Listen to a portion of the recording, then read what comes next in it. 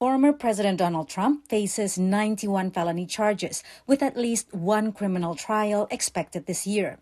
Health issues could impact President Joe Biden, who is 81. Headline: Biden's advanced age is a big issue. Trump's, however, is not. Or Trump, for that matter, who is 77. The big night is going to be in November when we take back our country. But what happens should one of them die or become incapacitated before the November election? If it happens before their party conventions, some states may extend primary dates to allow more candidates into the race. The winner of the primaries is officially announced as the party's presidential nominee at each party's convention.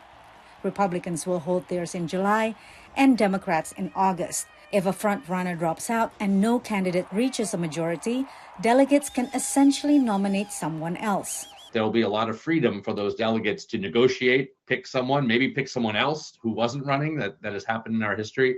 But it will be up to the convention to decide who the nominee is for the Republican or the Democratic Party. Should the nominee drop out after the convention, the parties would reconvene delegates to select a replacement, and it's not guaranteed that it will be the vice presidential candidate. After the election, it's a similar process. Even if, let's say, Biden wins and cannot serve, his vice president, Kamala Harris, would not automatically be the replacement and electors vote again. But what happens if electors can't agree? At that point, the election would go to the House of Representatives if no candidate can attain a majority. And so the election really ends up in something that we have not confronted for hundreds of years. If the president-elect dies after Congress certifies the election result on January 6, the vice president-elect would be inaugurated as president.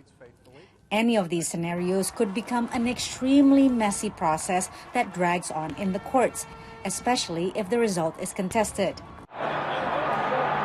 And as the country has witnessed in the siege of the U.S. Capitol by Trump supporters on January 6, 2021, it could again turn bloody. Patsy Widakuswara, VOANews, Washington.